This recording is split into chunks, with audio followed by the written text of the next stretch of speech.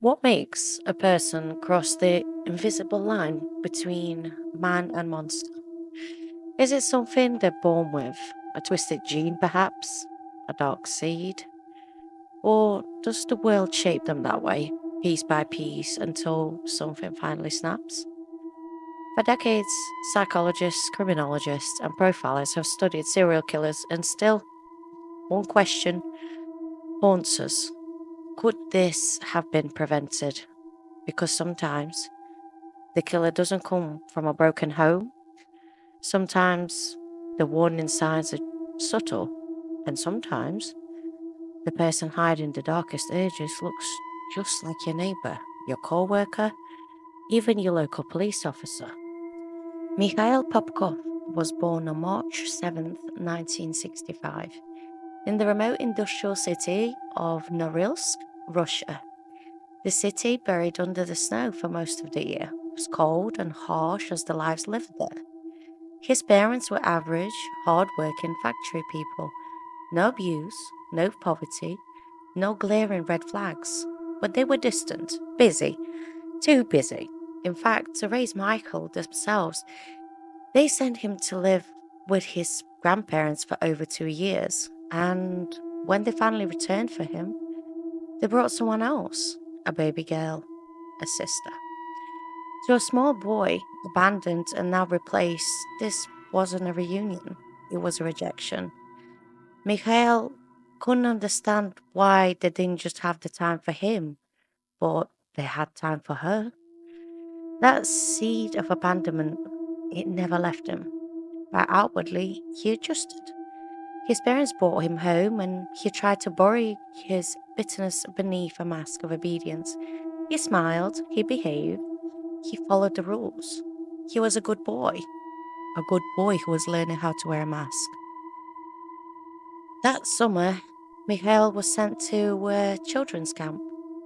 At first, it was fun, like normal summer camps, games, songs, loads of new friends, but soon the loneliness crept in, and one by one, other kids were visited by their parents with treats for him or just to see him, just to make sure that they're okay.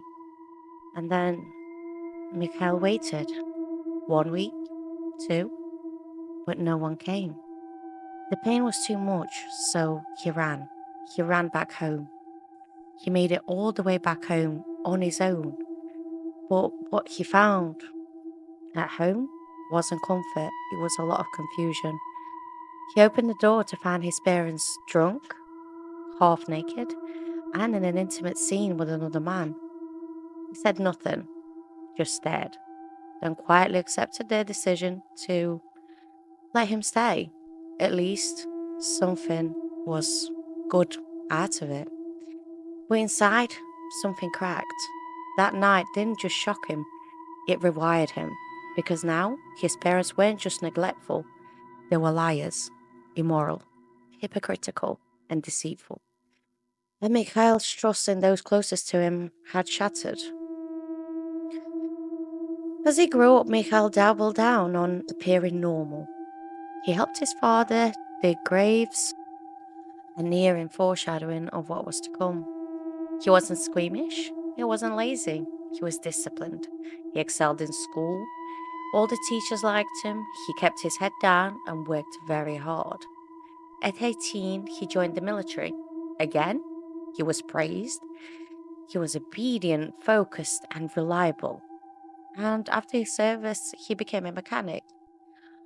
In the factory, he also was fixing machinery at the same time. But a friend of his suggested the police force since in the military he excelled so well. And Mikhail considered it. The pay was similar, but the perks were more better, and the respect even more. So he joined the police. Now, the boy, once abandoned, had found power, authority, a uniform, and no one suspected a thing. He got married and he had a daughter and he loved her fiercely. Friends said he was the most devoted father they had ever seen. His daughter was the center of his universe. To the outside world, Mikhail Popkov was ideal husband, hardworking, reliable, kind, but again, that was a mask. And behind closed doors, things were unraveling when, especially one winter night, he was returning home from work to find his 5-year-old daughter outside in the snow, freezing, alone, and his wife was nowhere to be around. He asked his daughter what had happened, and she told him that Mummy told me to go for a walk with the man she brought home. Then Mikhail stormed inside and caught his wife in the act. He didn't react with violence, though. Not then. He forgave her. They stayed married for another 6 years. But something inside of him died that night. Whether that was trust that he had left in woman and it turned into hate. Eventually, his wife left, taking their daughter. She changed both of their names and she basically erased them from their lives, but that didn't stop him from actually having contact with his daughter.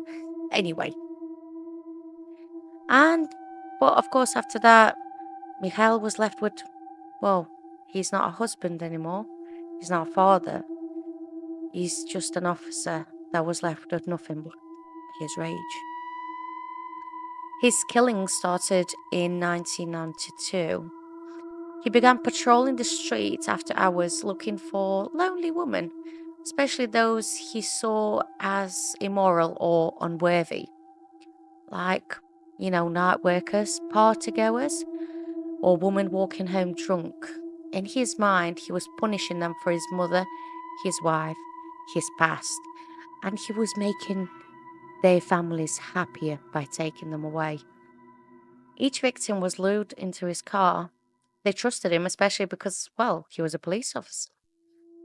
And what came next was unspeakable. He had essayed every single one of them. He had tortured them. And he had murdered them in a very different ways.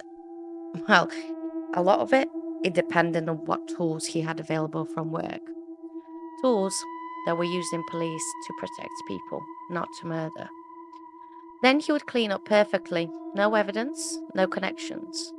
He even changed his tires on his patrol car regularly to throw off forensics investigators, because especially at the time, every single police car had specially made tires just for that car, so that they know not to mistakenly take them tires as, when they investigating the crime scene as perpetrator, unless that actually was the perpetrator as well. He wasn't methodical, intelligent, and patient, but utterly remorseless. And he carried on this horrible spree for 20 years.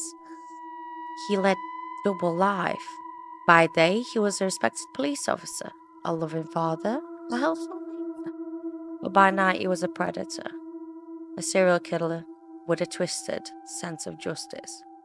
He believed he was cleansing the world, doing a public service, and no one suspected him, not even his colleagues. Because who would suspect the quiet, reliable cop? The body count grew, though. And still, he smiled at the supermarket, waved to neighbours, attended his daughter's school events.